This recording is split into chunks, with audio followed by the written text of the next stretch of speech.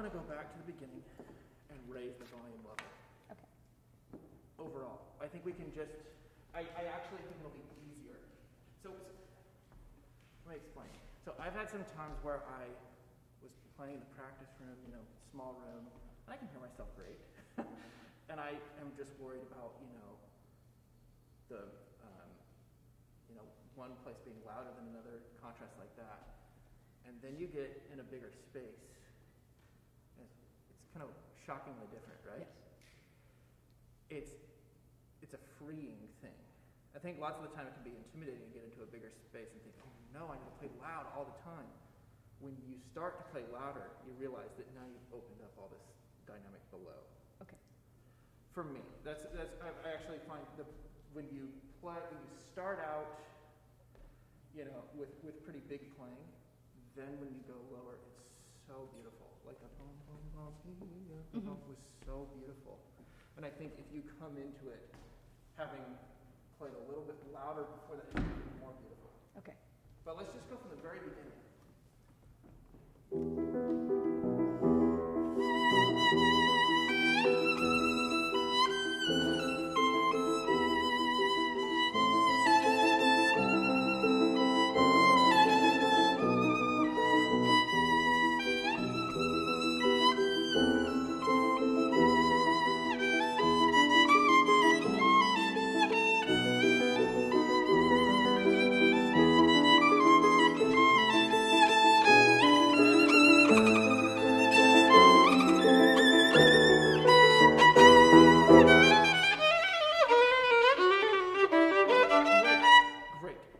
Here's a place that I just thought.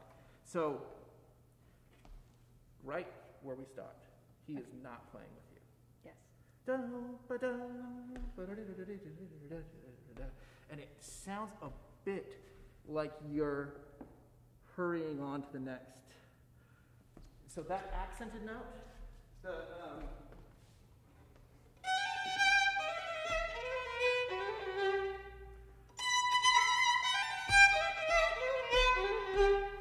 if I drop a note, it's better that it's not that one. So make sure that you play that one, and don't worry about a metronome. Okay. Have you practiced that with the metronome? Yes. I can tell. And it's not a bad thing to practice the metronome, because it lets you know when you're like falling out of bounds. But right there, you know.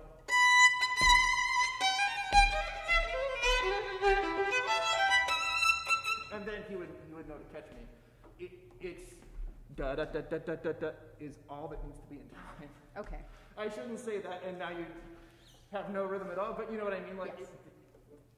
You have to have rhythm, but that it takes some okay. pressure off if you know that the only thing he really needs is your duplicate eighths.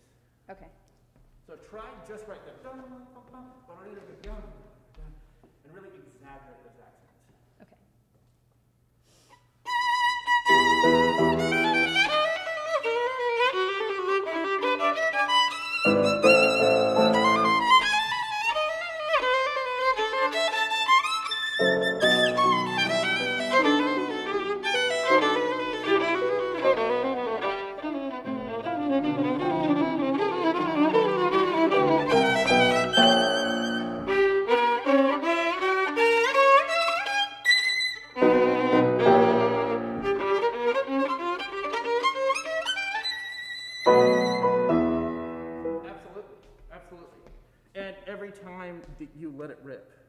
It sounds really, really good.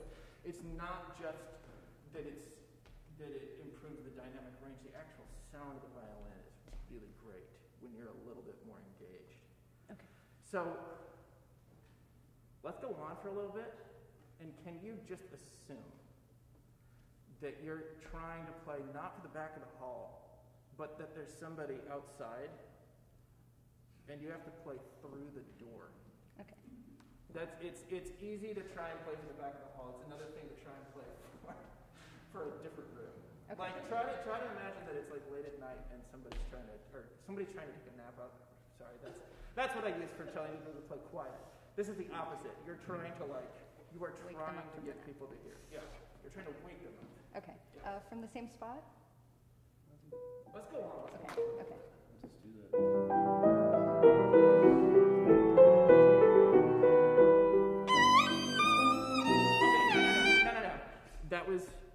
Okay, and that's a place, don't start with a consonant right there.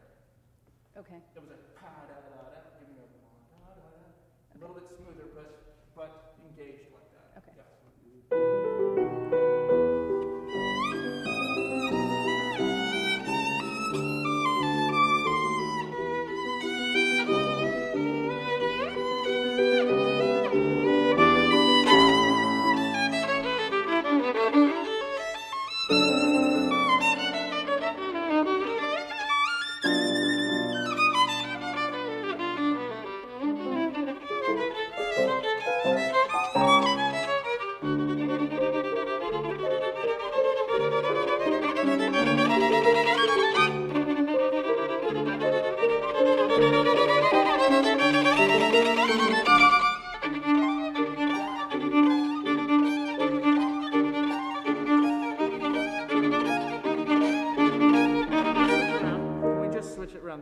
Right here, I hear a very clear D string and not the clear moving note. Okay. Can you try to da-da-da-da-da-da-da-da-da? Just give me the, like, don't care about the D string. It's going to happen. Okay. Yeah. From right on that chord? Okay.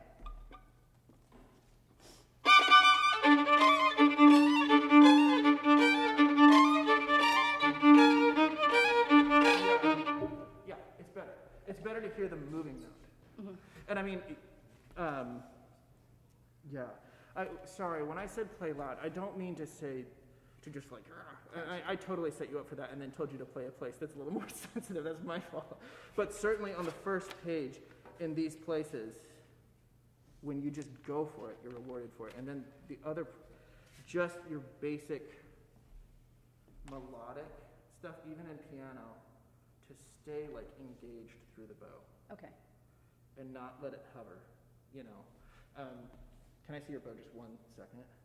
So when you give it a lot of, like, does the bow stick to the string when you play pretty loud?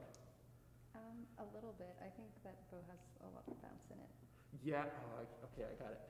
Yeah, but to try to, like, in a place like this, where it's not overly loud, try to aim for like somewhere in the middle there.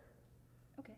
You know what I mean? Because I actually had a problem for the longest time. I had a teacher that said, you're either like this or like bam, like pasted to the string. And it's true, that's kind of my problem. You know, I'm like either, oh, I'm playing quiet, or I'm not playing quiet, you know. But if you can, she said, explore the space in between the stick and the hair. Okay. So can you just try to do that a little bit? Like try to stay really engaged with the bow. Mm-hmm. And let's just go to the top of this page again.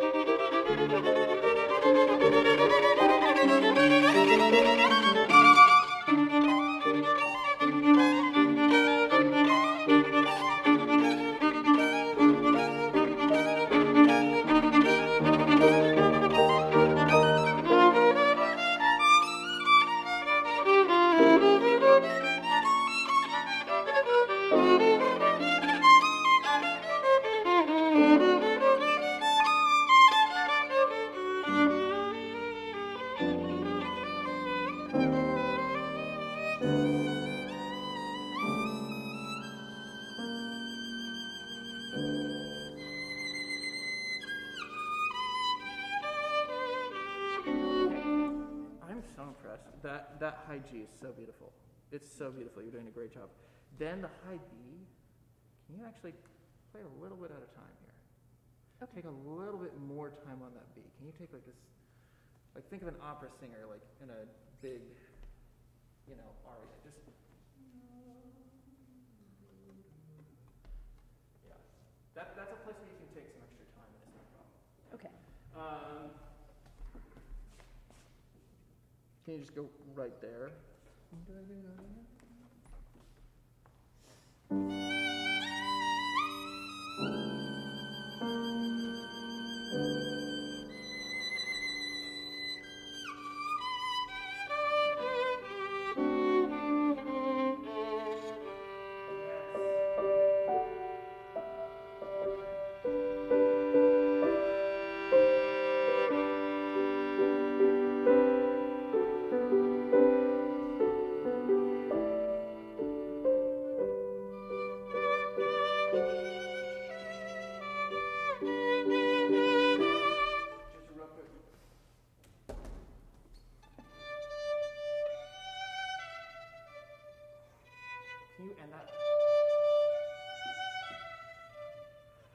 If I was gonna sing, I'd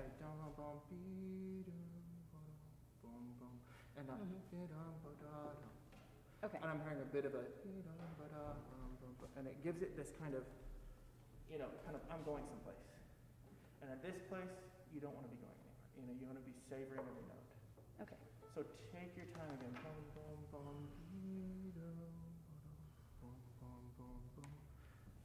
So that up-bow, handle it with a lot of care. Okay.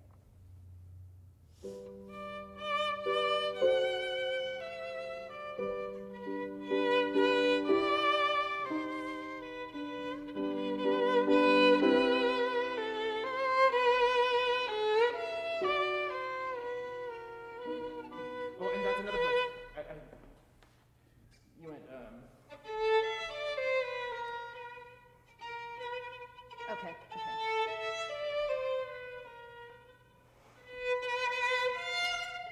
Doing that gives it more, makes it clearer for the listener, where a sentence ends and where a sentence begins. Okay. So that's a big thing.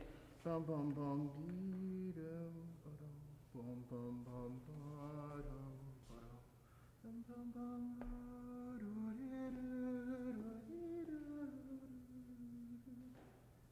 pause.